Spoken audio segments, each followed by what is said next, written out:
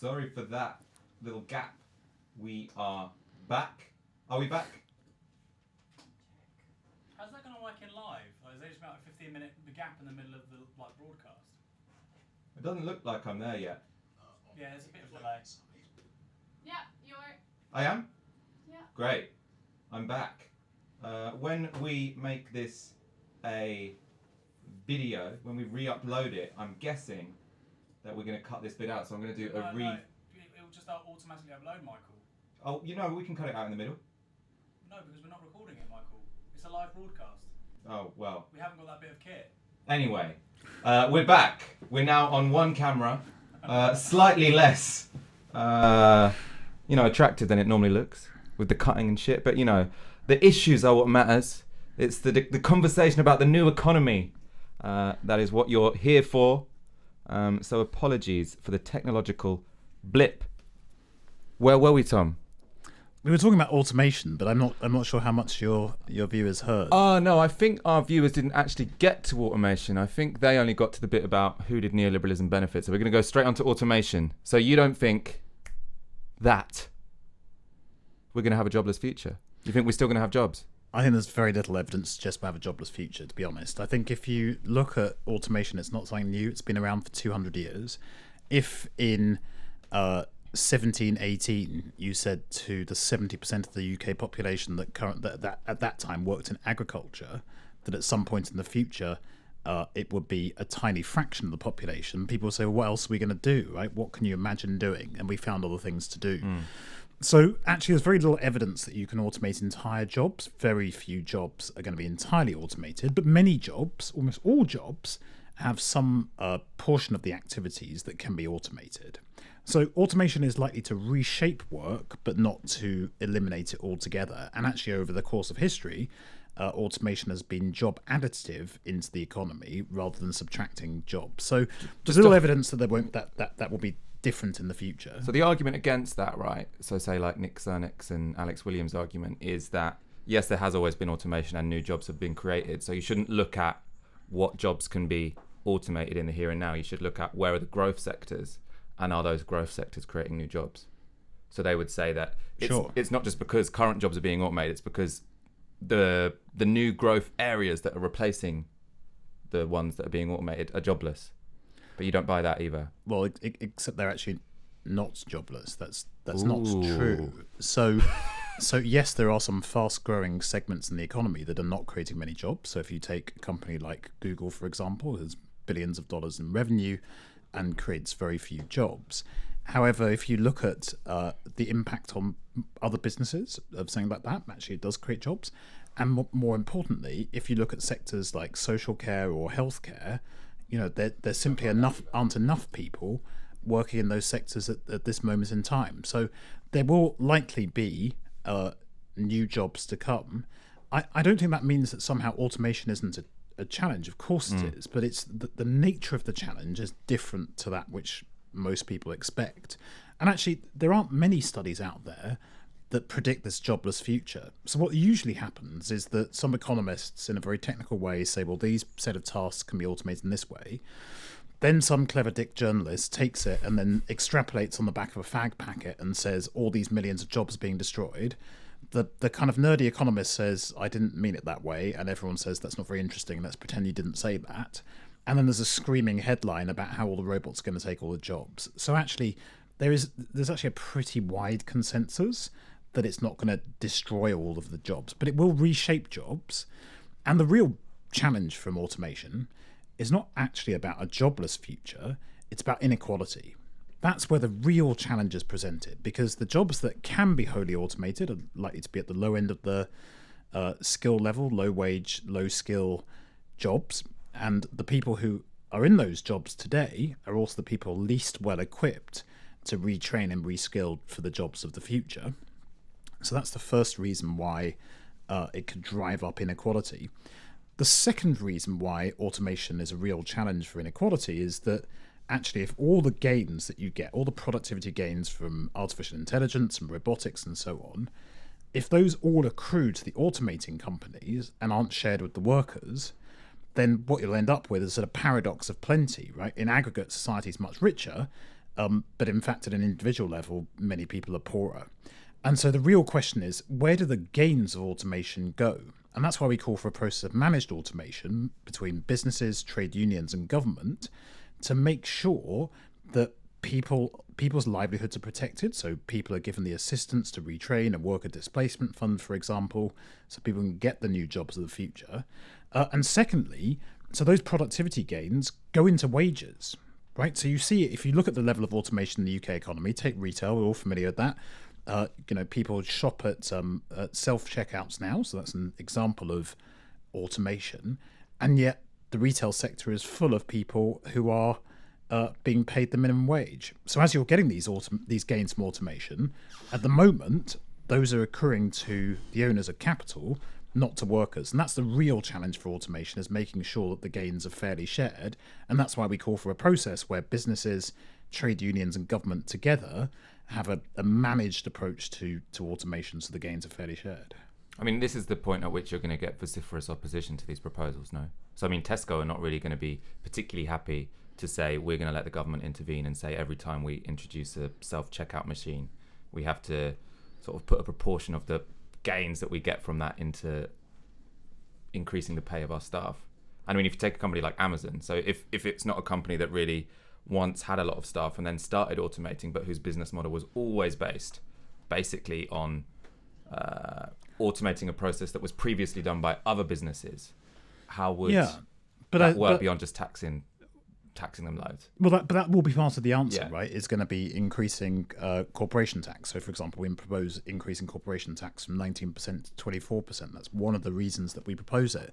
But I also think there is this idea that there's somehow a lack of choice isn't true. Jeff Bezos is the world's wealthiest man. He's worth $110 billion.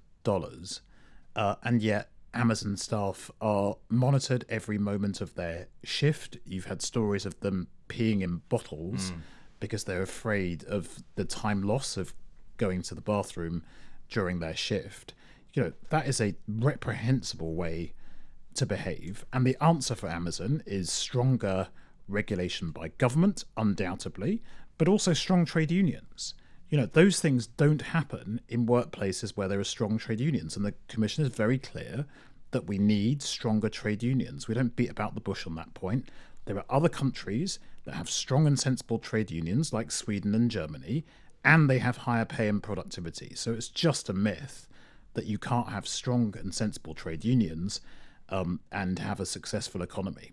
And it's for reasons exactly like that. Never at any point in history have we needed trade unions more than at a point of extraordinary disruptive technological change. Pulling your mic down a little bit. Sure. I wanted to mention Germany. You just brought it up. Yeah. So in the FT, they said there was tinges of the Germanic model in your proposals. I think probably because of the workers on boards. Yeah. And also because of a more active industrial strategy. And because of the trade unions too, yeah. And because of strong trade unions. Do they have strong trade unions in Germany? Because they have. Yeah, they do, yeah. They've got a high union density, but they're quite...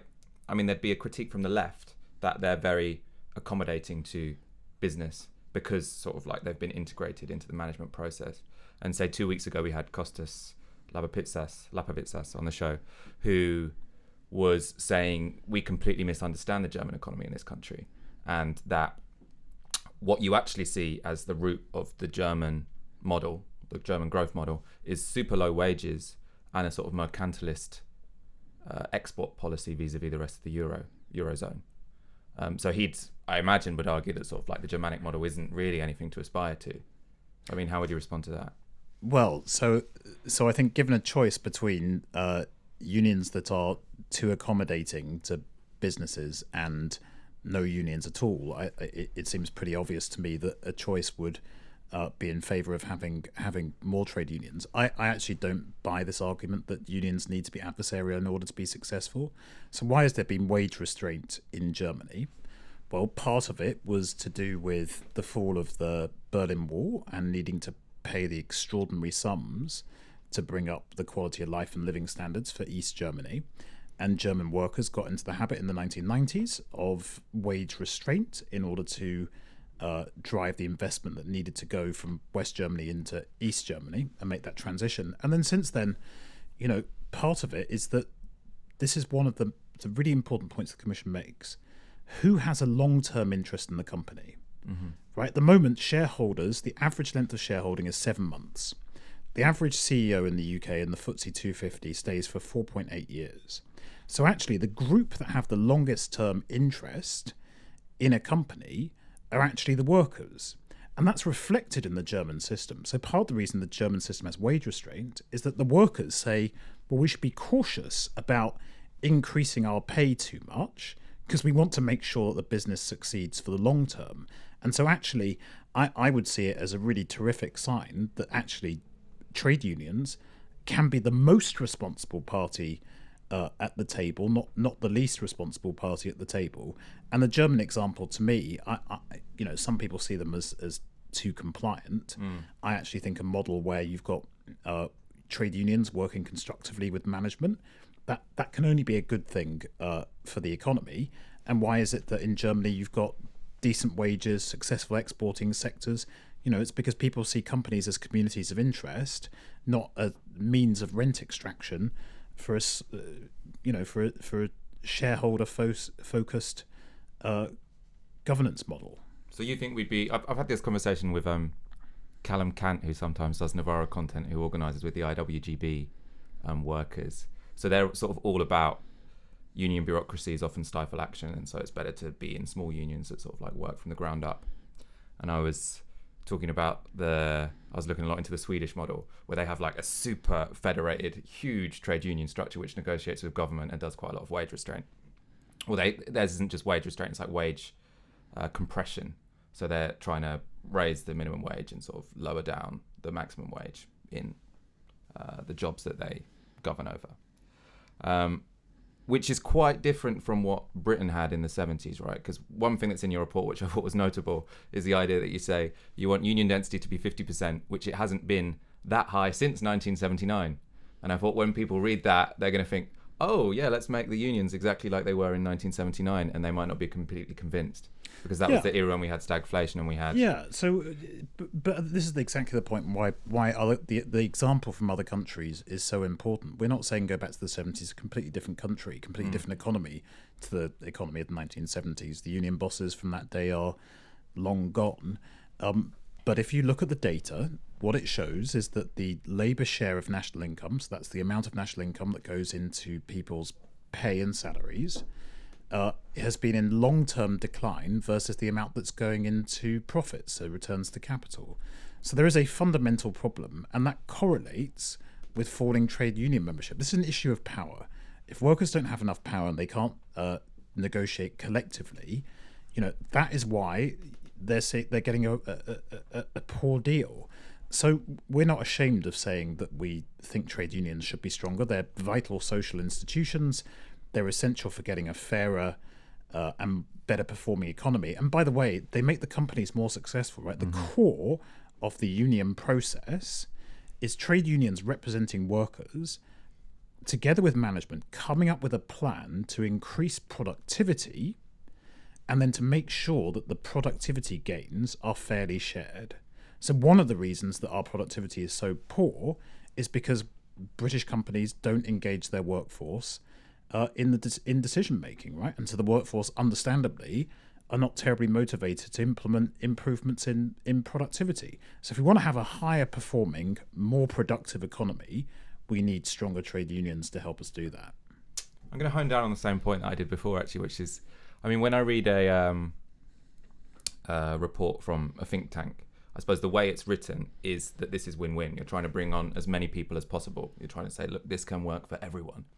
But obviously, the attitude of Britain's establishment and Britain's business class isn't to say, let's have stronger trade unions. I mean, we saw in the 2010s when we had historically low trade union power and trade union membership, they were still driving to attack the ability of trade unions to organise. And I'm just wondering how sort of the reality of what the establishment's policy has been towards trade unions. I mean, obviously it's I don't agree with it, but you can see why they did it in the 1980s. But why have they still been obsessed with attacking and undermining the power of trade unions in the 2010s when it doesn't seem to serve any economic purpose? I think it's an ideological project to weaken political opponents, no? I mean, it's the what's the strategy? Well, the strategy is attack the left in the public sector through austerity. The strategy is to attack the left in the trade union movement through the Trade Union Act, and to attack the left in civil society through the Charity Commission. This is. I mean, it's politics. But it's almost like party politics. It's not even sort of like political economy where you've got sort of like a I don't think particular set of vested interests in the country committed to this. It's just the Tories want to. Well, I think party politics where people in right-wing parties want to undermine people who might support left-wing parties. Yeah, I think it's partisan in the sense that if you looked at the data and you said what were the number of days lost to strike action and so on in the period before the Trade Union Act was passed, there was no objective assessment that could make you conclude that it was necessary to restrain the power of trade unions. So I don't think you can look to the real world and say somehow this is an issue of political economy and it's a choice and that sort of has an economic logic to it. There's clearly, in my view, it's very hard to see what the economic logic would be to stop unions from having online balloting. Right? That is not a question of economic performance that is driving that kind of behaviour. That is a question of politics. And as it goes for our commission, we're clear that some people in society need to contribute more in taxes. We propose significant increases in tax on wealth, so the abolition of capital gains tax and shared dividend tax, and taxing that income exactly the same way that income from work is taxed. Now that represents a very substantial increase in both of those taxes, because they're currently taxed at a much lower rate than the income from work is taxed. Personally, I think that people have a sense of enlightened self-interest will see that an unfair, unjust economy that isn't working for the majority of people is not in their self-interest either.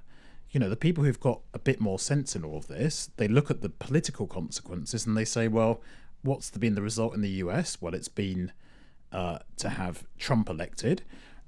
Everyone is in the elite that you describe is extremely unhappy about Brexit. Well, Brexit didn't just pop up on the horizon out of nowhere, right? It came in the context of a deeply unfair economy. And when people asked, do you want to vote for the status quo? They said, stuff the status quo. So, yes, it's true. It's not as simple as a sort of win-win. I don't think that's true, but it depends on what your definition of winning is. If your definition of winning is paying the lowest possible marginal tax rate and sod everyone else in society around you and have, poor quality healthcare and have more homeless people living on the streets and people struggling to get by, if that's your definition of a win, then sure, fine. But I don't think that is winning for anyone. Oh, because I suppose what I'm saying is not sort of like in some enlightened self-interest way. Could this be in everyone's benefit? I'm saying there's sort of two ways of looking at how political change happens. One is sort of like class war, basically, and you've got to defeat the elites and implement the proposals that you want. And the other is sort of like you have these enlightened elites who are sort of like, yeah, actually, this could kind of work for us. Well, I think at the end of the day, some people will always vote in a way that means that they have the lowest possible marginal rate of tax. And for those people, there is simply no hope of persuading them that our report is something that they should believe in. They simply won't. And I'm not ashamed of that. That's very clear. If that is your agenda and your definition of success is paying as little tax as you possibly can, then our proposals and our report really aren't for you. If you actually want a better society and a stronger economy, because that's the other thing, all the evidence internationally shows that more equal societies have stronger and more stable economic growth, then I think that's actually good for everyone. Two questions about tax. Yeah. I love a good question about tax. Yeah. One, why is capital gains tax lower than income tax? Obviously, I don't mean from a moral level, because it just seems bonkers that our country taxes income from assets, so incomes you haven't really done anything to earn, at a lower rate than income from going to work. Yeah, and putting in loads of effort. But what was the rationale? Because it was like that under New Labour as well, wasn't it? Well, actually, interestingly, it was under Lawson, the rates were equalised, under Thatcher and Lawson. So the tapering off of capital gains tax happened under New Labour. So it's them who lowered capital gains tax. Yeah. And there must have been some rationale. Well, the rationale was that you needed to encourage entrepreneurialism and risk-taking in the British economy, and therefore you needed to incentivise people by lowering their tax. Now, strangely enough, the people who said that they need to be incentivised and need their tax lowered were the people whose taxes would be lowered, who said, you need to lower my taxes in order for me to invest more. In most situations, you'd say, no, you're just saying that you want to pay lower taxes because you want more money for yourself. And instead, that was taken seriously, and the rates were lowered. But it is an obvious moral outrage that if you sit around doing nothing and you get £50,000 of income from shares, you'll pay 15% in tax. If you went out to work, you had a fantastic job, and you had £50,000 of income from work, you would pay a rate of 26%. That is obviously unfair. And the idea that risk-taking with capital is somehow of greater moral worth and virtue than slogging your guts out of work every day is plainly ridiculous. One more question about tax, and then I'm going to put questions out to the audience. For the people who've been loyal enough to stay during our 10-minute interval, start writing your questions now. Before that, in terms of tax. Yeah. So in terms of what I would adopt as a political party from your report, the industrial strategy seems like a no-brainer. Equalising corporation tax seems like, raising corporation tax seems like a no-brainer. What the Daily Mail will go super hard on is a property tax. Remember the garden tax from last year, and a gift tax. It was the Daily Mail splash, right? Yeah. And actually, the Daily Mail in their coverage said that there was much to welcome in the report, and it had truly worthwhile proposals. So that's a sea change in British politics in and of itself. I think, look, if you take the lifetime gift tax, right, you can make a choice at what level the threshold is. But the current system is basically designed so that if you're wealthy, you can avoid it. So the current system is, there's no gift tax, right? So if you're super rich and you want to avoid the inheritance tax, what you do is you transfer your house to your kids before you die. So the way that inheritance tax currently works is that you tax the estate, not the recipient, right? So it's a tax that's on the estate, not on the recipient.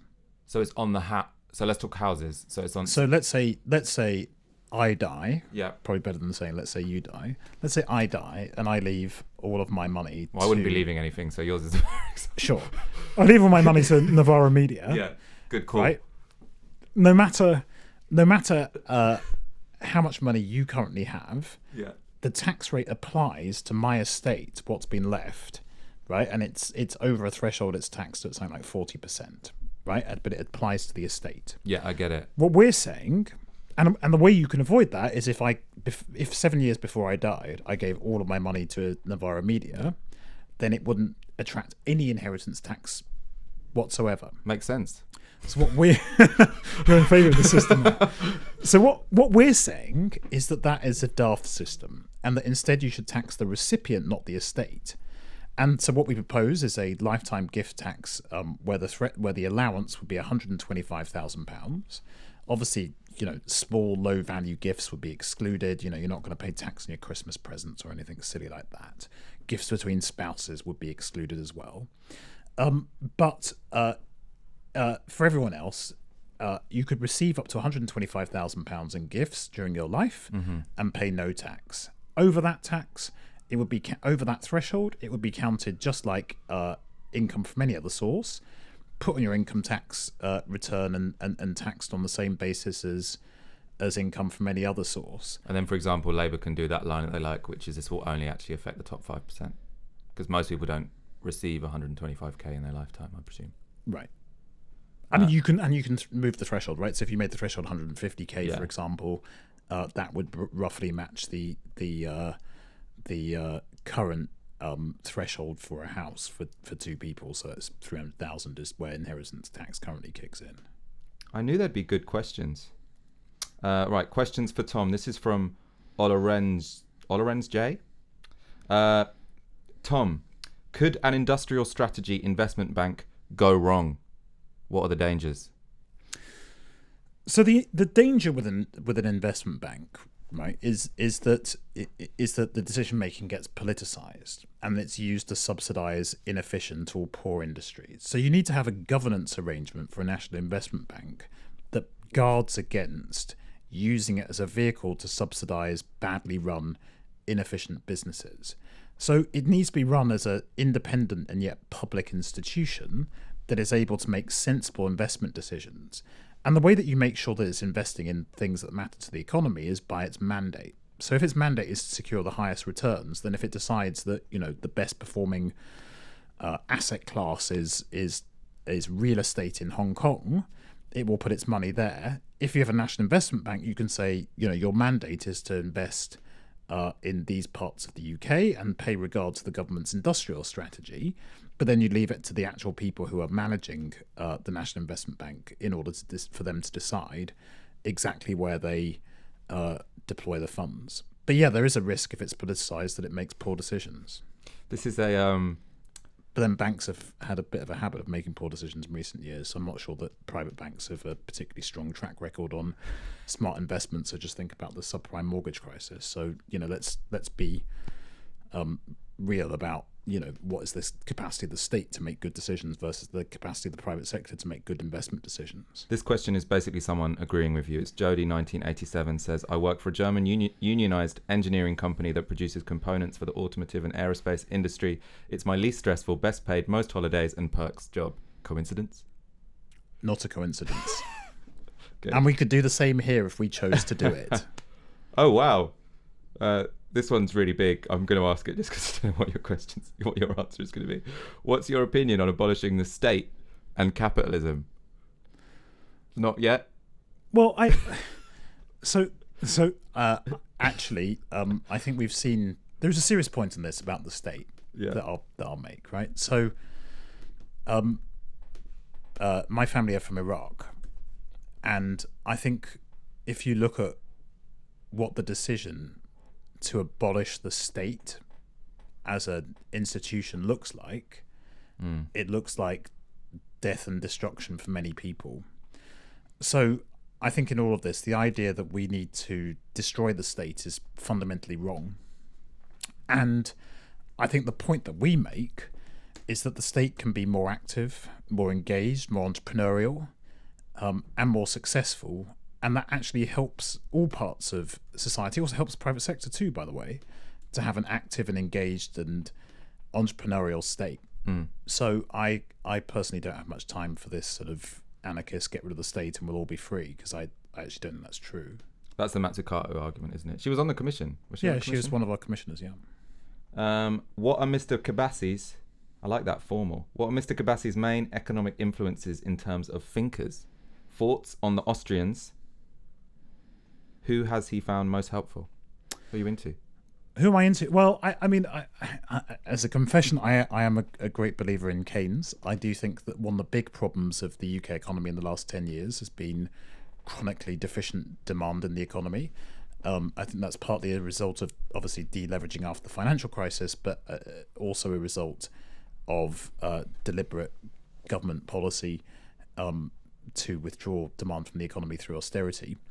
I actually think you can learn a lot from lots of different economists. We've had a fantastic panel of economic advisors, people like Simon Wren-Lewis, Danny Roderick, Carlota Perez. A whole array of really interesting people have contributed to our work. Mariana Mazzucato is obviously one of the prominent economists who's These on are our all commission. Keynesians, really, aren't they?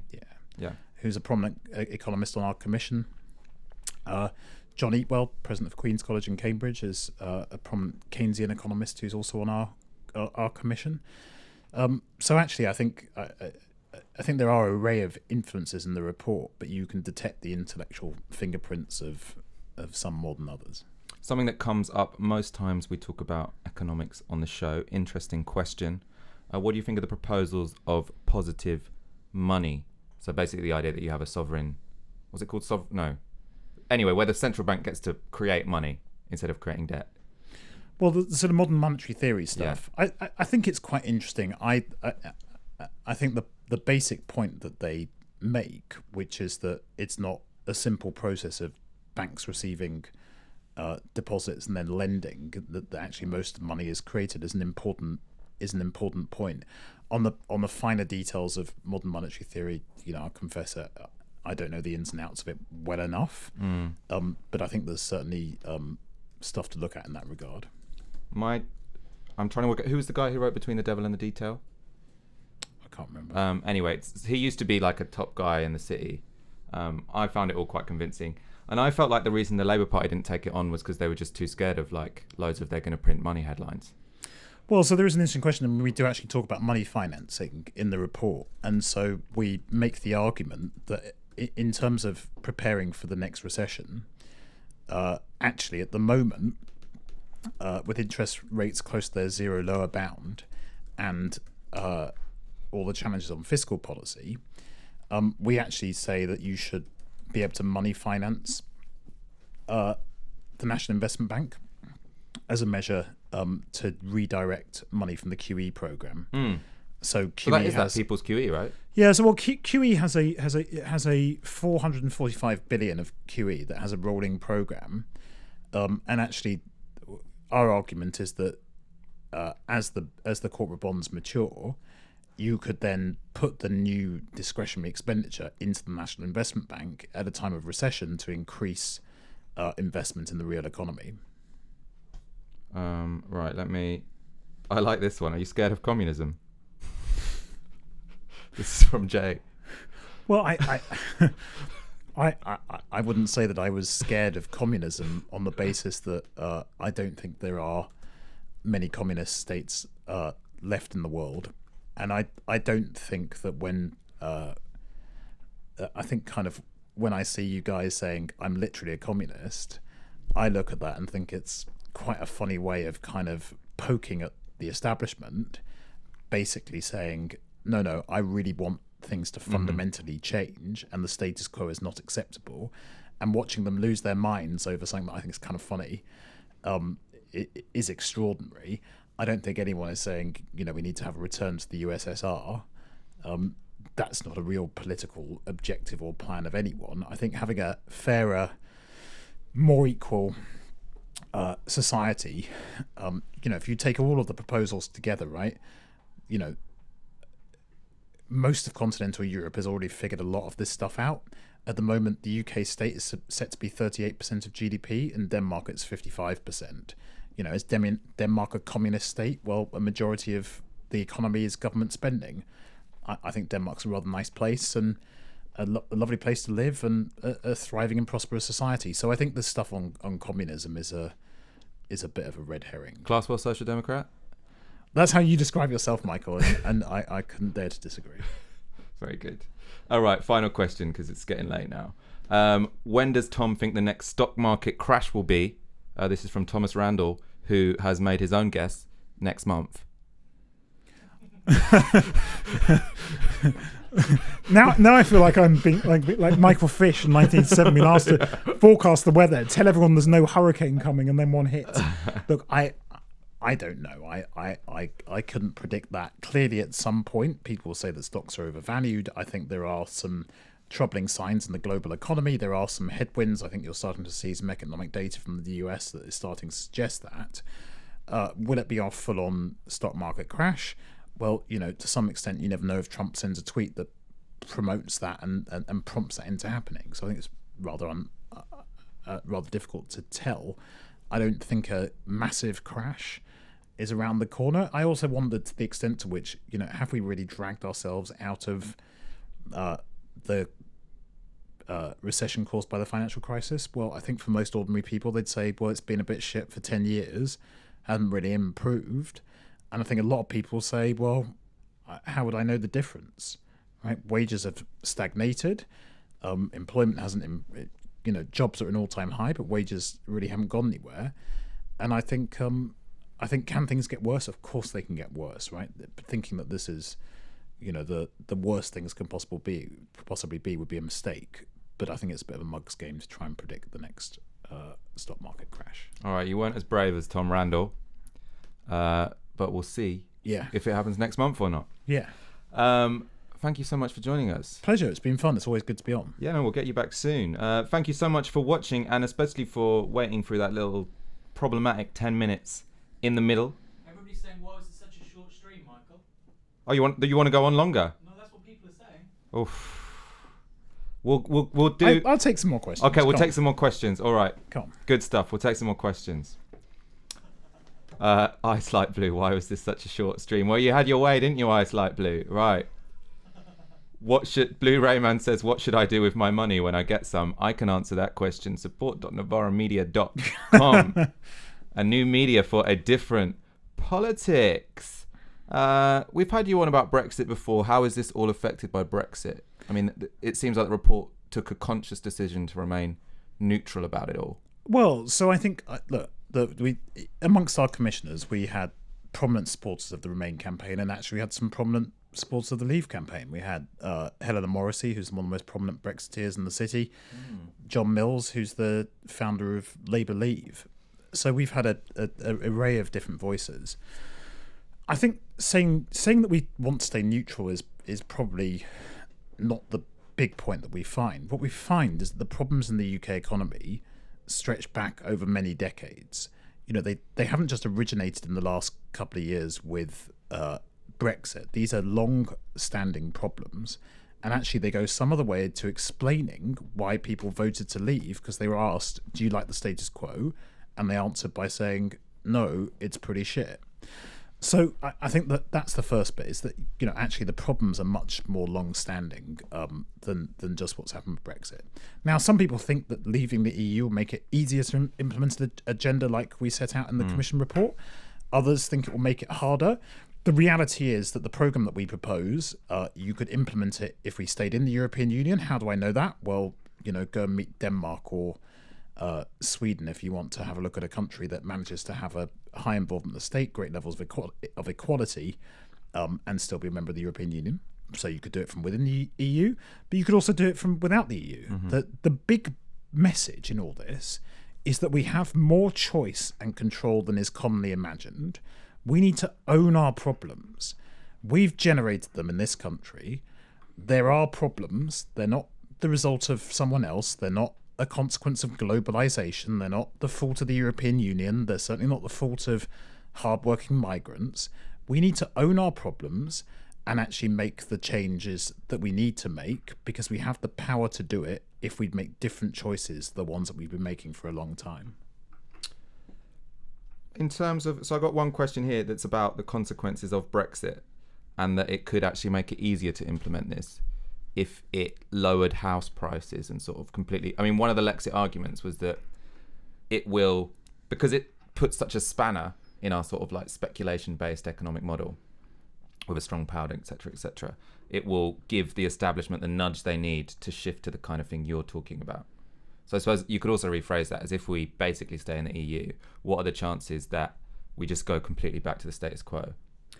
Well, I think we're never going to go back to the status quo. That seems pretty apparent to me. But I don't think one takes such a massive gamble with people's living standards and their lives. You know, I just don't think that, you know, on the punt that it might be all right in the end, or it might get the change that you want to see. I think there are better and more effective routes to achieving the change in the economy and society that we want, that don't require us to leave the European Union and disrupt our relationship with our largest trading partner. If you want to get progressive change, then my suggestion is support progressive change. Don't support a project to the radical right that has a fantasy about creating a kind of deregulation island where they can strip workers of their rights, remove environmental protections, and go buccaneering around the globe in some Empire 2.0. So I'm afraid I just don't buy the analysis. This question's good.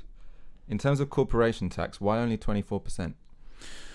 Well, on corporation tax, I think, you know, we have to recognise that the conditions for investment in the UK have deteriorated quite substantially because of the uncertainty that Brexit generates. So it's not just about, you know, what are the sort of practical consequences of leaving the European Union, but what's it do on investment? It creates uncertainty, and it's not knowing where that will land that means that there are you know, some serious headwinds facing foreign investment into the UK. So you think that would just cause too much instability or too much? Well, so that's the environment we're in. So we've said, you know, retain competitiveness by increasing corporation tax to the lowest rate the lowest effective rate within the G7, and that's Japan at 24%. Now that is a 5-point rise. That's an extra 13 billion in corporation tax. The government is set to lower corporation tax to 17%, so that would represent a 7 percentage point increase in corporation tax. And we think, that is a reasonable number. I think we've been keen in all of this to not try and just sort of signal a direction, but actually to put forward a concrete, realistic, implementable set of policies that any government now or in the future could choose to implement. And I think if we came up with a rate that was massively higher than that, I think we would have had a blowback on the sort of feasibility of the proposals. And part of the way that you give people meaningful hope is to offer them a plan that actually could be executed. A bunch of questions about co-ops. I don't think they feature in the report. Yeah, they do. Yeah. Do they? Yeah. Shit, I didn't get to that bit. Yeah. Sorry. How do they? It's feature? a long report. How do they feature in that? So we call for asset lock with reserves and so on to strengthen the ability of co-ops to capitalise and to expand and grow, and for a co-op development agency, and for employee-owned trusts and so on. So there's quite a bit on alternative models of ownership in the report. There's been a few questions about the IPPR itself. Yeah. I suppose these think tanks are quite mysterious, aren't they? I mean, the question... We're not that mysterious. The question about the IPPR, and especially in the media, is generally it used to be thought of as a Blairite think tank. It now puts forward proposals that look a lot like sort of McDonald's economic policy. What's going on there?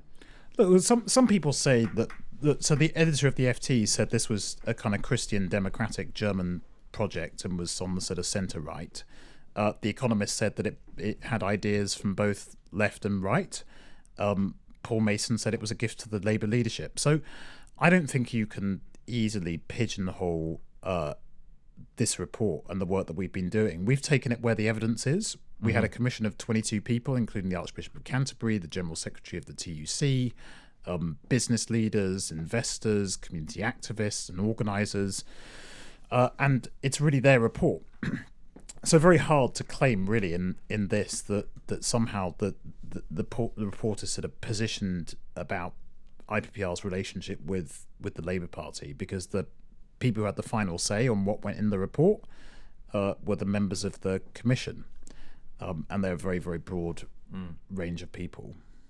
All right, I got to ask this because it's from Craig Gent, senior editor, head of articles. He's been away doing his PhD thesis for a while.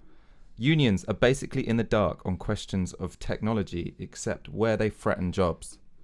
Why would union company oversight of company productivity necessarily help workers? So that's the idea. In this vision where you've got trade unions on the board, why would they do anything other than resist automation? Well, there are two different things. We talk about a social partnership for making sure that the gains are fairly shared, not to oversee the implementation specifically of automation in that kind of technical sense. But it's also about who gains and where do the benefits go to. In terms of workers on boards, the workers on board should be elected, according to our proposals, by all of the employees of the company. So they're not trade union representatives on boards. And what's really important to understand about worker directors is that they would have the same responsibilities as any other directors of the company. We propose changing the directors' duties. So currently directors' duties are basically to maximise returns for shareholders. Why did that happen again? We propose to turn that into making the long-term success of the business their primary duty. That was another one of those things where I was reading the parts of the report I did read, where I'm like, why was it ever not that? Why did they ever make the law that the only thing you're allowed to do as company directors is maximise short-term shareholder profit? Well, so they said that it basically gave primacy to shareholders. The history of it is quite interesting. So back in the day, I think this is in the 18th or 19th century.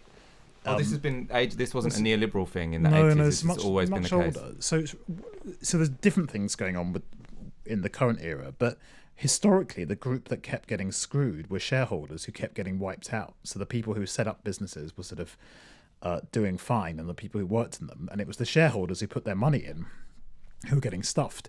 And so legislation was brought in order to protect shareholders because they had been the group that had been getting screwed by businesses in the sort of 18th and 19th centuries. The history is kind of interesting on this stuff.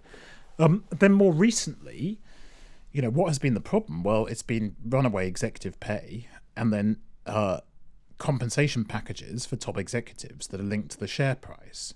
So what you're seeing is partly boards focusing on their shareholders, because that's the way the statute is set out, but partly executive teams of companies prioritising the same things that short-term shareholders want, because they've become big shareholders in their companies through these incentive schemes. All right, this is going to be the final question. It's from our very own Aaron Bastani. Should Britain have an independent space agency? Look, I actually think the history of this of NASA and the race to the moon is quite extraordinary as an act of industrial strategy. So Mariana Mazzucato makes the point that you should have mission-oriented industrial strategy as a sort of organising framework for industrial strategy, and she gives the example of the moon landing, and it's a really compelling story. I actually think in the UK there is an interesting question about how do we differentiate ourselves in the global economy and become a technological leader. One of the things that I think is quite striking is that the entire budget of NASA, I think, is less than $20 billion US. That's probably sort of roughly 15 billion pounds. So is it feasible for a mid-sized European country like ours to invest heavily in space and scientific research and technological research that's associated with it? Yeah, it is. It would be a pretty big, bold political choice to go in that direction. It fits with our comparative advantage as well, right? Aerospace, is aerospace well, we do similar to rockets? We do reasonably well in aerospace, but is it completely pie in the sky? Absolutely not. All right. John Smith thinks no. If the Russian, Europe, or America is going to give us a lift to space, that's cheaper. But we don't know. We need something to make us stand out, and it could be space. What else could it be? It's currently Brexit, so. Well, yeah, but Brexit's that's not an industrial policy. We need a mission. No, it's not. Well, we're leaving the ESA, right? We are leaving the European Space Agency. I think that's right. We're leaving it. All right, we're leaving the European Space Agency. We're leaving you. This was Tiski Sour. Thank you, Tom Kibasi. I feel like I've done about 3 outros to the show now. We just keep coming back and going, and we're gonna play you out with an advert for our fundraiser. Thank you for all your support so far, but we want to get bigger, we want to get better, and we promise we will never ever again interrupt a live stream halfway through. This was Tiski Sour. We are Novara Media. I'm Michael Walker. Good night.